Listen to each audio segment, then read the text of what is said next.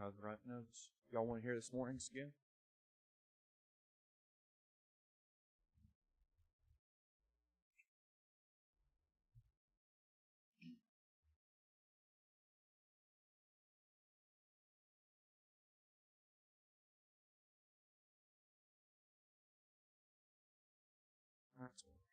We're going to be in John chapter 18 this evening. John chapter 18.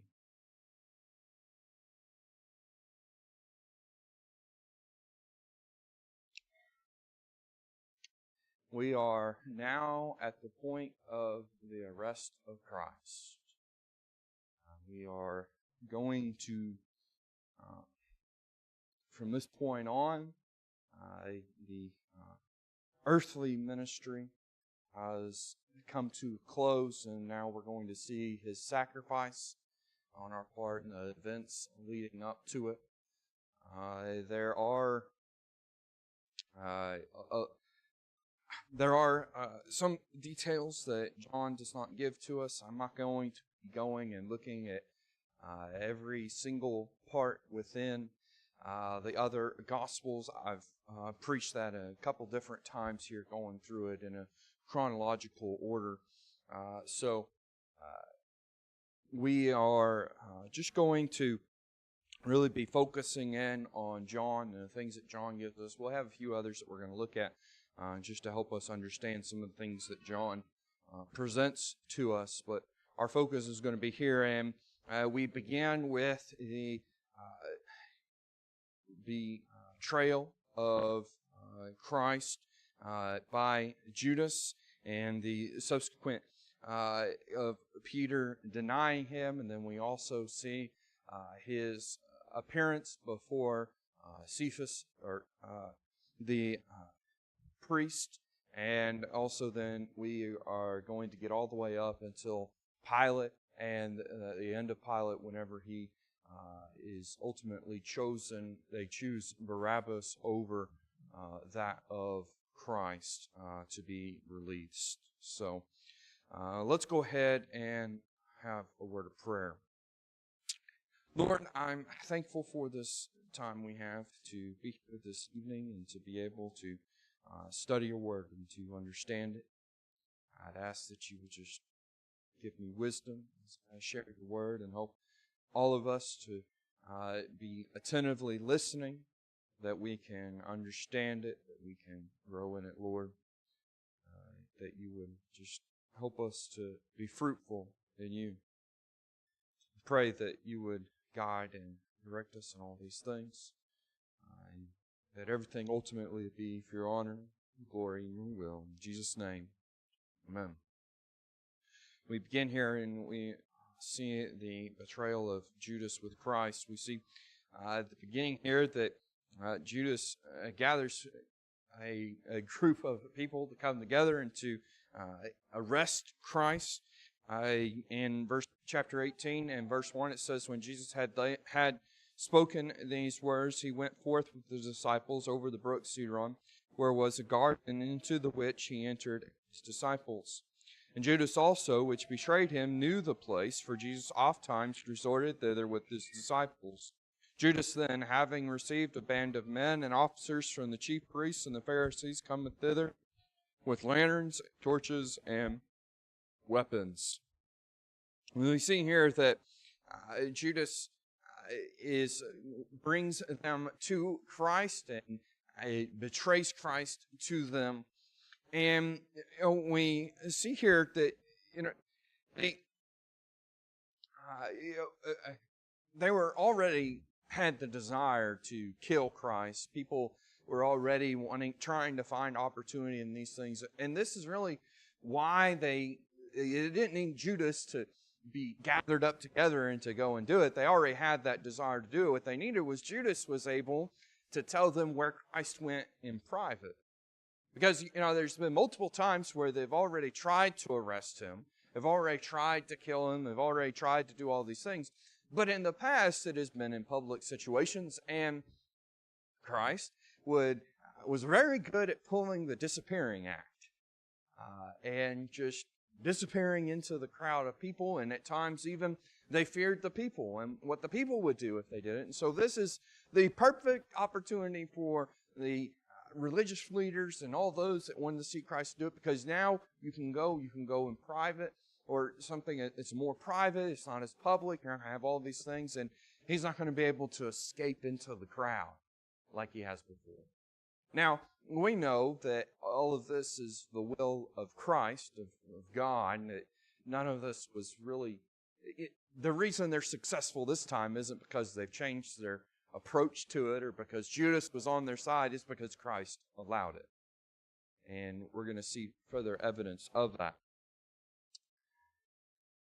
And so we see that when they come in verse 4, and Jesus therefore, knowing all things that should come upon him, went forth and said unto them, Whom seek ye? And it's interesting here that Christ comes, and the reason for this is showing that Christ full well knew what was going to happen, and he was willing to do it because it tells us that he knew everything that was about to happen. He's been telling us these things that are going to happen, telling the disciples what's going to happen. He knew all of this before this day came, from the very beginning. And so they're coming, he sees them, and he goes to them and says, Hey, who are you guys looking for? Who are you looking for? Now, most, when knowing that there were people coming to arrest you, and try and run, they at least wait patiently for them to come to them. They don't go out and seek them.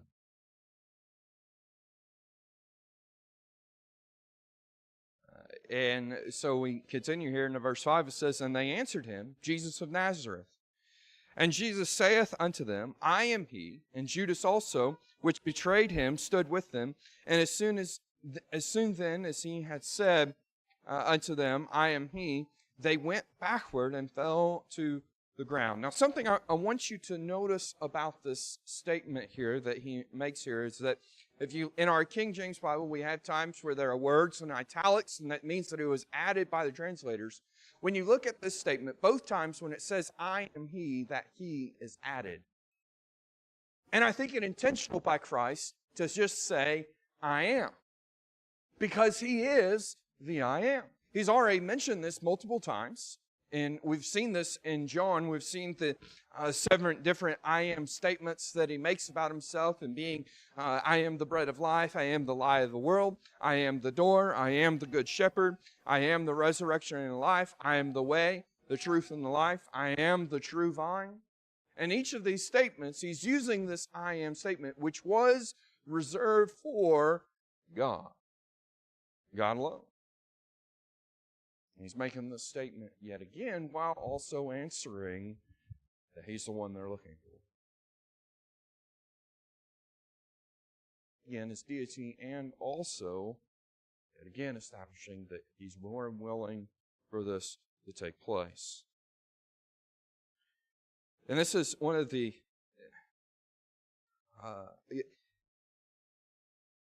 and all the events that take place in leading up to Christ being sacrificed. Of course, Christ being sacrificed and conquering death and then ascending, that's the climax of everything that's going on. But if I'm going to pick a foreshadowing of the climax of what's coming, it's going to be this statement. This thing takes place here. Because we notice that when he says, I am he, that in verse 6 it tells us as soon as he says that, they went backward and fell to the ground. That just with the words that he spoke, knocked him to the ground. And we see later on when Christ comes and conquers the armies of Satan, he's just going to conquer it with the word. He's just going to speak, because his power is more than enough for that.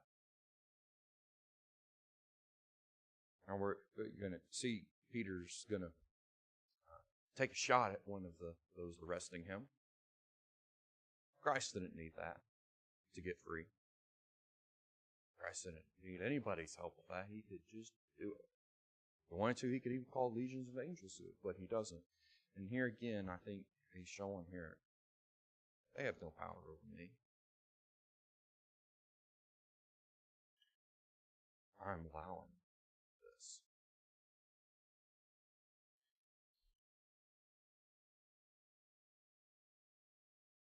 We continue and we see verse 7 says, And then asked he them again, Whom seek ye? And they said, Jesus of Nazareth.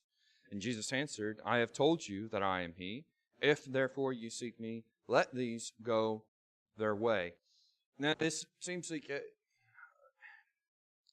of course it's an important statement, because obviously Christ doesn't want his disciples to suffer for what's getting ready. Only Christ needs to suffer in this. But this is an important thing, because when we continue into verse 9, it says, That the saying might be fulfilled, which he spake, Of them which thou gavest me, I have lost none. Which we saw this back in chapter 17 and verse 12. And Christ, in praying to the Lord, talking about the things they're doing, he says in verse 12 of chapter 17, he says, While I was with them in the world, I kept them in thy name. Those that thou gavest me I have kept, and none of them is lost, but the son of perdition, Scripture might be fulfilled. That even he's, at this point in time, these questions that he's making in asking, who are you seeking? Who are you seeking? And they say, Jesus of Nazareth, and he says, I am. He's not just saying, this isn't just him establishing, I am Jesus. He is also establishing that the only people that they're really here for is Jesus. And so he's saying, I told you I'm Jesus. You're looking for me. You're not looking for these others, and so you need to let them go. But even at this point in time, he's still protecting his disciples. Still keeping them safe. Sadly, not really. Arrogantly, Peter tries to undo what Christ has just worked to establish. In verse 10, Then Simon Peter, having a sword, drew it and smote the high priest's servant and cut off his right ear. The servant's name was Malchus. Jesus just went through all of this, establishing that, hey, you need to let them go. And Peter pulls out his sword and goes to cause problems that likely, if Jesus hadn't responded in the way that he would have caused Peter to be taken with him. But we see Peter strikes off the ear of one of the servants, and I don't think he was aiming for the ear. He was aiming for the head. Missed. That was probably even that a hand of God. We see in Luke 22 and 51 that it tells us that after Christ, well, let's go ahead and read the verse 11. It says, And then said Jesus unto Peter, Put up thy sword into the sheath. The cup which my Father hath given me, shall I not drink it? We see that Christ tells Peter, he says, hey, put up your sword. Withdraw. Don't be stopping this, because this is what the Father has given for me to do. This is what I need to do. And Luke's gospel in chapter 22 and 51 actually tells us that Christ then in turn goes and heals the man's ear, repairing it. Which I'm thinking here, these soldiers, these that are arresting Christ, this mob that has been formed, they came to the guy and said, we're looking for this guy. And then he says, well, I'm him. And then they're falling back to the ground. And they get up, and he says, who are you looking for? And they say, Jesus of Nazareth again. And Christ says, okay, let them go. And then one of the guys lobs off an ear, and then Jesus heals it.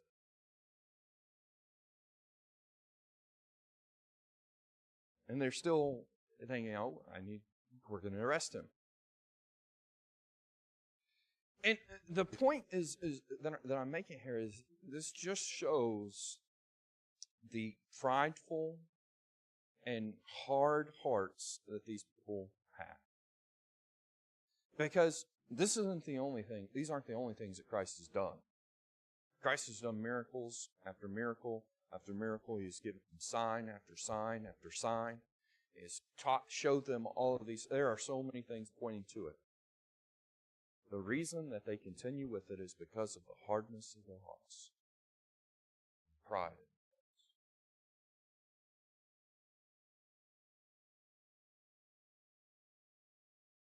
Pride and hardness is something that can cause us to do very, very dumb things. And to think very dumb things. And to justify things that really there's nothing about. That's a warning. Be aware of our pride. I've heard some people say some, and I myself said some things that were just really dumb because of my pride.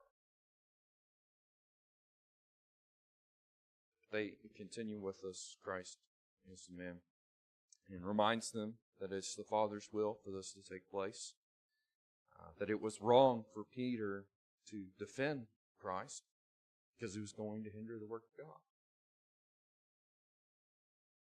In any other circumstance, Peter going to defend Christ, if this is any kind of story where the good guy's getting arrested and somebody comes to their defense, we're cheering. This is known. It's not the will.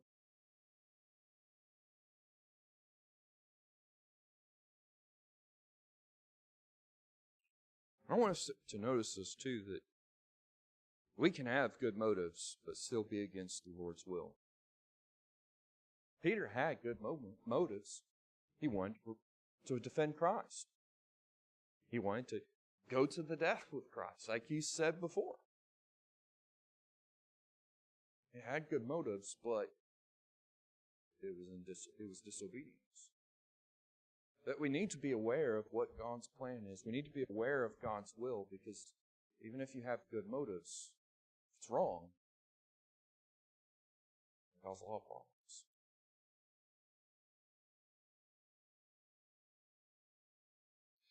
We continue, and I'll say that in a minute. So let's continue with this. Verse 12. It says, Then the band of the captain and officers of the Jews took Jesus and bound him, and led him away to Ananus first, for he was the father-in-law to Caiaphas, which was the high priest that same year. And 14, Now Caiaphas was he which gave counsel to the Jews that it was expedient that one man should die for the people. We see here that he is first taken to Ananus, who we see in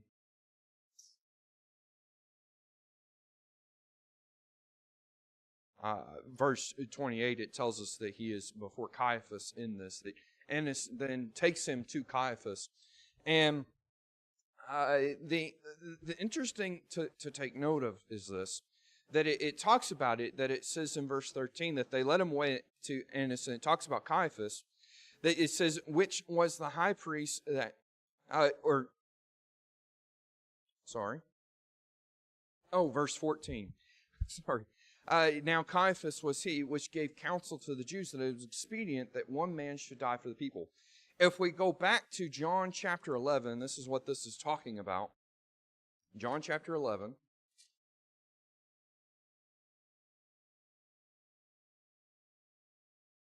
(11:49). It says, And one of them, named Caiaphas, being the high priest that same year, said unto them, Ye know nothing at all, nor consider that it is expedient for us that one man should die for the people, and that the whole nation should perish not. And this spake he not of himself, but being the high priest that year, he prophesied that Jesus should die for that nation. That Caiaphas is the one that at this point in time prophesies that Jesus is going to die for us.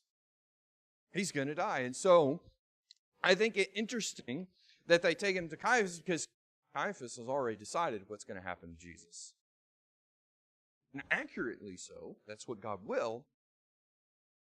But he's already desired this. And this is something that is important to realize with I call it the fake trial of Christ. because there were a lot of things about the trial of Christ that was not legal, it was not allowed, it was very rushed, and was very hush-hush, and was rigged against Jesus. They knew they had nothing on him, but they had to set things up in a way to really get rid of him. And this is just one of the things. They brought him before somebody that was already biased against him.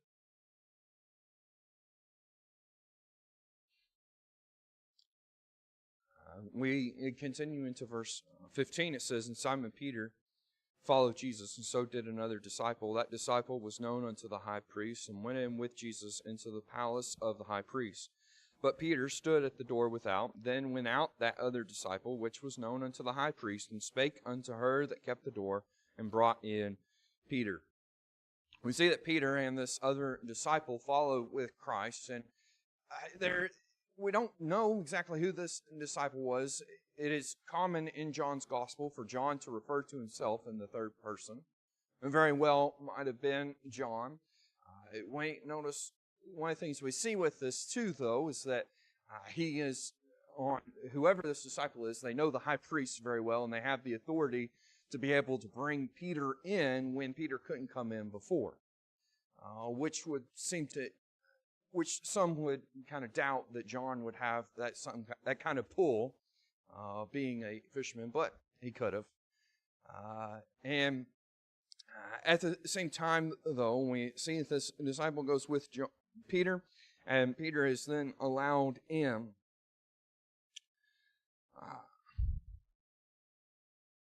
And as we continue into verse 17, we see, "And then saith the damsel that kept the door unto Peter, Art not thou also one of this man's disciples? He saith, I am not." And we see that another thing is notice here that when coming in, when Peter is coming in and being brought in by the other disciple at the woman's door, only identifies Peter as being one of the disciples of Christ, and not the other, which could even point to it being somebody that's maybe not as well known to be following Christ. But again, that's just conjecture. And so we see this first time that Peter denies Christ, and it's already been foretold that Peter is going to deny Christ 3 times. And I think about this, that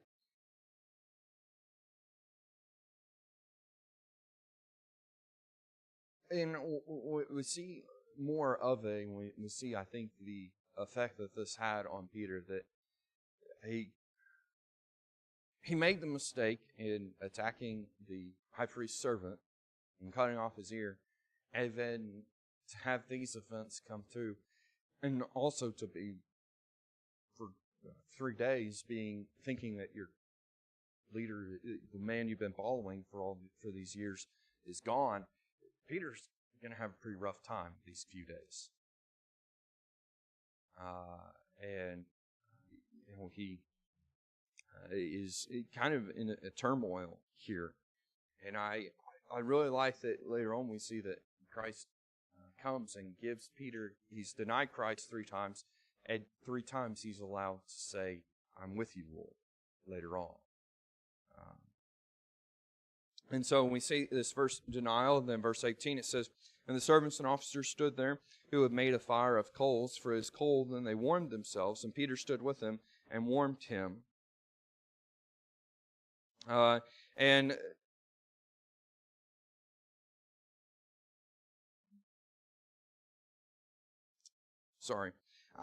we continue into verse 19. We now see Jesus before Caiaphas, and in verse 19 it says, "The high priest then asked Jesus of his disciples and of his doctrine. Jesus answered him, I spake openly to the world. I ever taught in the synagogue and in the temple, whither the Jews always resort, and in secret I have said nothing. Why askest thou me? Ask them which heard me what I have said unto them. Behold, they know what I said." And we see that Caiaphas is questioning Jesus at this time, and He asks him about his disciples, and probably the intention is, what have you been teaching them? What are they going to be doing? What are you wanting them to do? What is their purpose, and what is your purpose? And he's asking him, and this goes on the same line with him asking about his doctrine and asking, what are these things? And the reason is not because he's wanting to learn. The reason is because he's wanting to find something to condemn Jesus with. He's trying to find a reason, which is what we see. Every time they come to Jesus, with a few exceptions, they're always coming with the intention of not learning from Jesus, but with tripping Jesus up and with coming up, finding things to condemn him on, which is what he's trying to accomplish at this time. And Christ responds and says, I've always openly preached everything. There's nothing I've done in secret. I haven't tried to hide these things. In fact, I've made it very public what I'm teaching and what the truth is and what my disciples are supposed to do.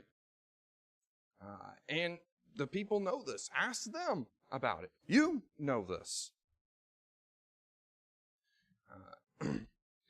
And so, there's no reason for me to do this. And in verse 22, we see, and when he had thus spoken, one of the officers which stood by struck Jesus with the palm of his hand, saying, Answerest thou the high priest so?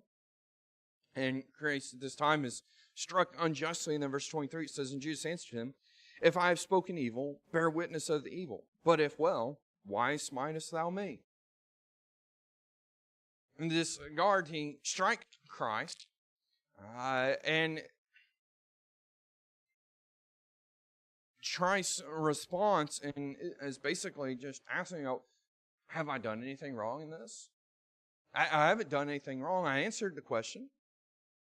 I just didn't give him the ammo that he was wanting. There should already be accusations against me, is what Christ says. He's saying that there should already be accusations against us. This isn't the way that a normal trial works. Isn't that you arrest somebody and then you go and try and just ask them, what have you done wrong? You have accusations that you bring against them before you ask them that. You have witnesses or you have evidence that is proving that this has taken place. This is not how it goes. This is what Jesus says. You should already have your evidence. I shouldn't have to condemn myself with this. And so I haven't done anything wrong. And they even tell us that in verse 24 now, this is, Annas has sent him bound unto Caiaphas the high priest. And now we continue, and let's just go ahead and read verse 25.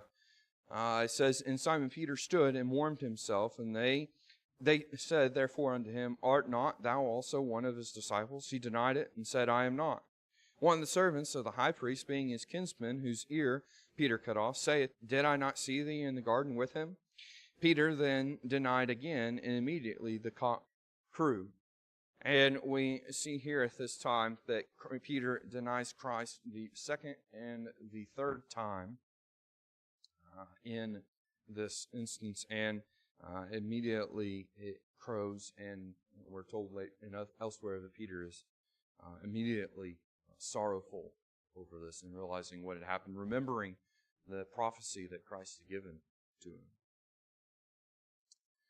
We continue now, and we see Jesus now taken before Pilate. And in verse 28 says, Then led they Jesus from Caiaphas unto the hall of judgment. And it was early, and they themselves went not into the judgment hall, lest they should be defiled, but that they might eat the Passover.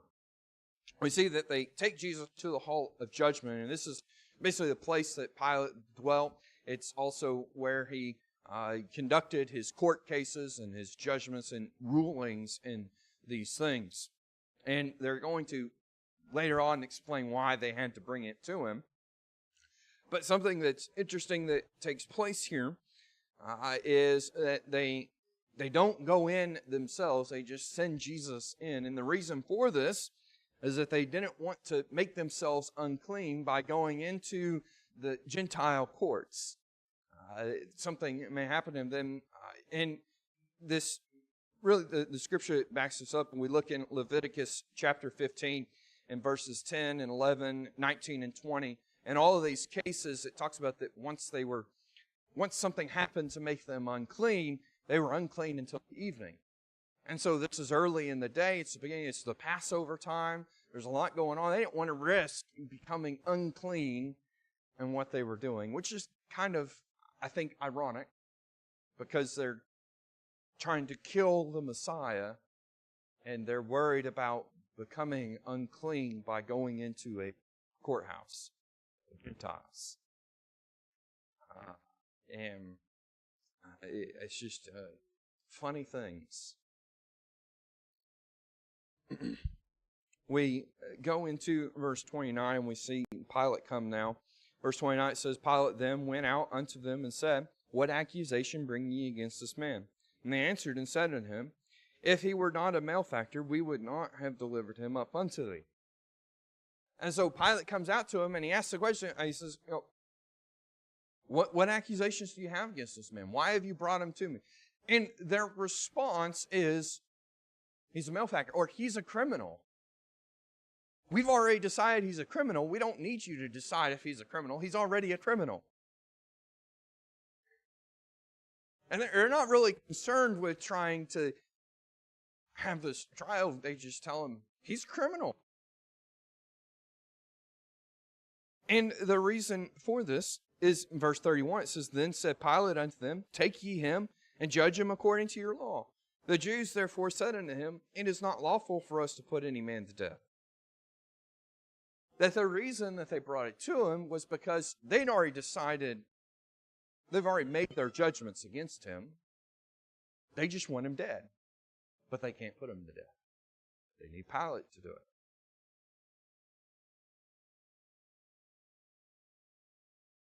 They just like, we brought him to you. He's a criminal. Kill him.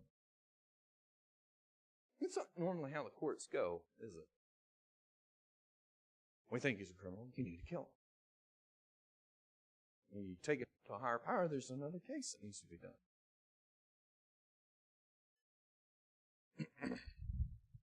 Basically, we've convicted him. We just need you to take action. And Pilate tells them, he says, if he's been convicted by your law, then you take your action. But they wanted him dead, and they couldn't do it. They wanted Pilate to do their dirty work. And we see in verse 32 that it tells us that the saying of Jesus might be fulfilled, which he spake, signifying what death he should die. That Christ had already prophesied. Chapter 3 and 14, he says that the Son of Man be risen up like the serpent in the wilderness with Moses. And if we go over to chapter 12 and verse 32,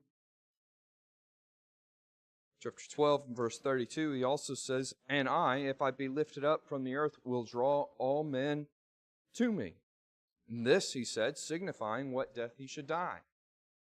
But it's already been prophesying that Christ himself has already prophesied how he would die, and that taking him to Pilate is fulfilling a prophecy, fulfilling what he has already planned out to take place, something that, again, only Pilate could do. Only the Roman government could crucify him. So making Pilate do this set in motion the fulfillment of prophecy.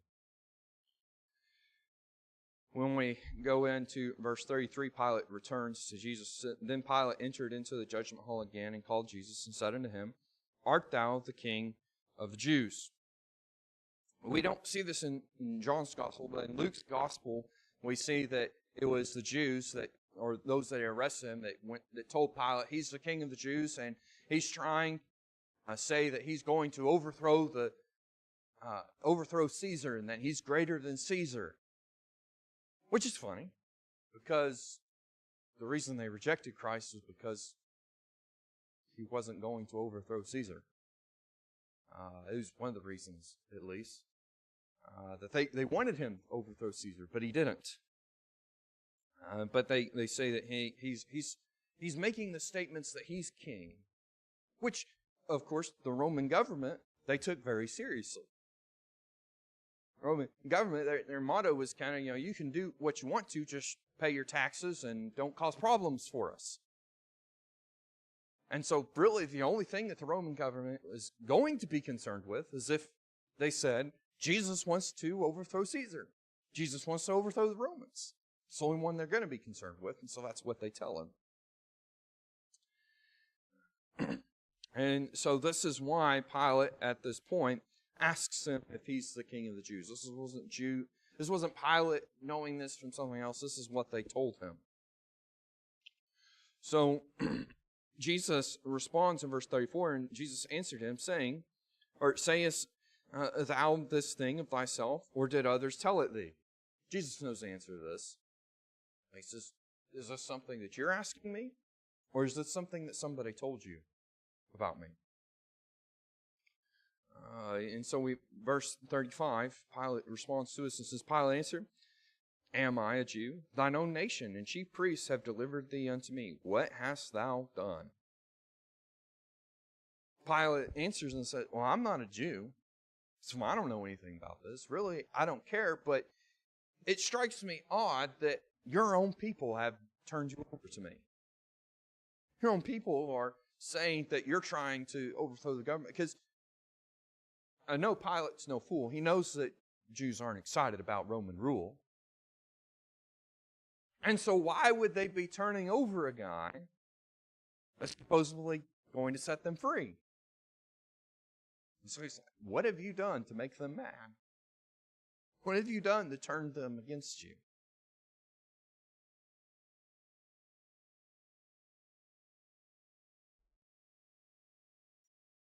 Jesus responds by identifying his kingdom, verse 36, and Jesus answered, my kingdom is not of this world. If my kingdom were of this world, then would my servants fight, and that I should not be delivered to the Jews. But now is my kingdom not from hence. Jesus responds from this and shows that, yes, I am a king, but not a king that's in direct opposition to Caesar. It's not a king into my people, my disciples, those following me. If this was my kingdom, if I was going to be setting up a kingdom here, they would be fighting for me. They would be causing problems. They would not have allowed me to be arrested. I'm not. Basically what he's doing is he's giving his defense as to why he's not trying to overthrow Caesar. To remove the only legitimate reason that Pilate would have a problem with him.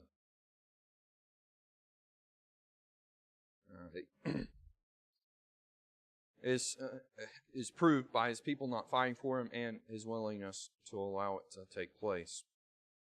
So we continue now in verse 37. We see Pilate's attempt to save Jesus, knowing he's innocent. Verse 37, it says, Pilate therefore said unto him, art thou a king then? Jesus answered, thou sayest that I am a king. To this end was I born, and for this cause came I into the world, that I should bear witness unto the truth. Everyone that is of the truth heareth my voice. So Jesus explains here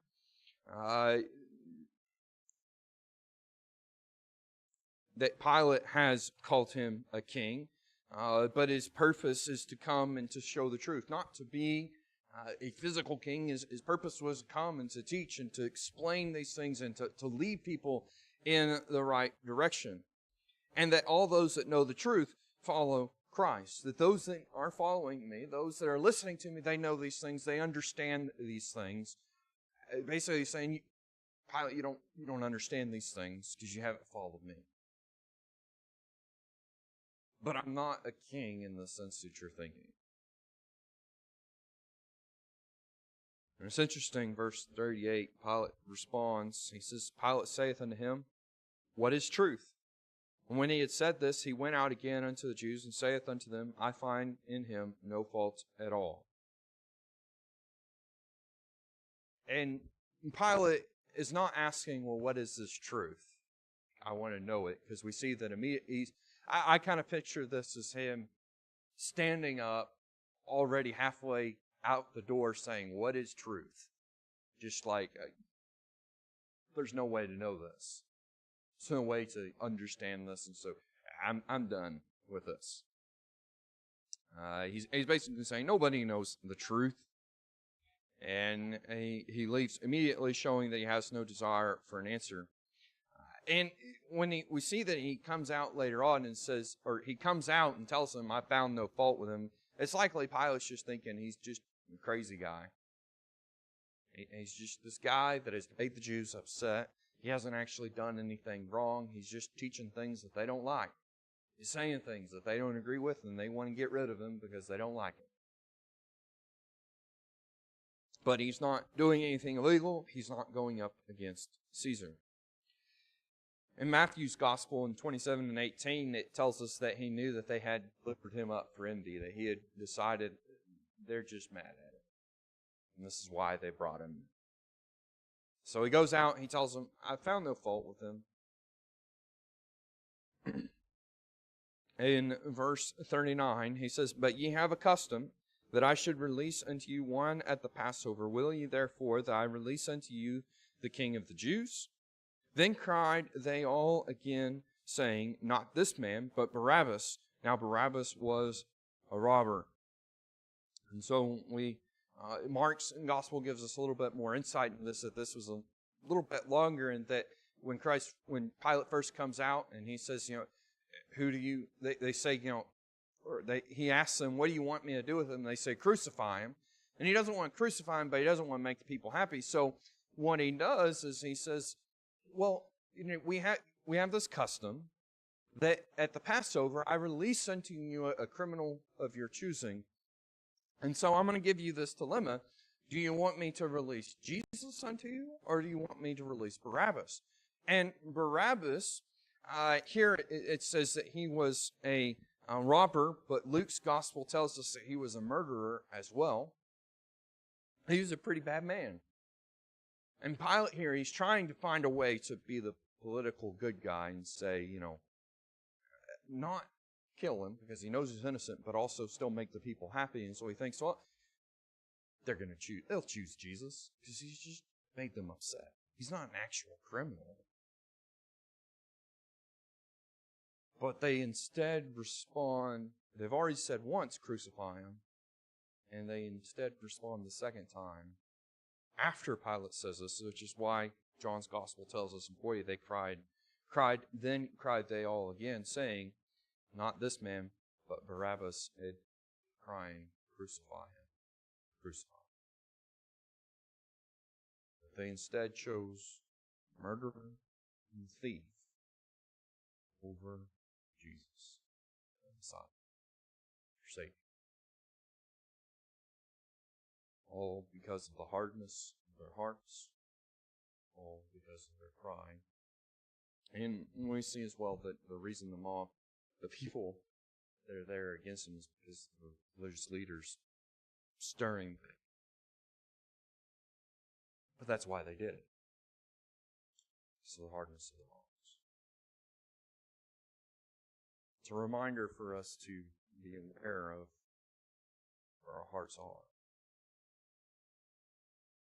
Aware of where our pride is at, because we won't be caught on the wrong side of things. So that we know that in all of this all, and it's already been laid out for us, this is all the will of God. This is all what He desires, that they're not forcing any of this. This time we're entering into our time of prayer.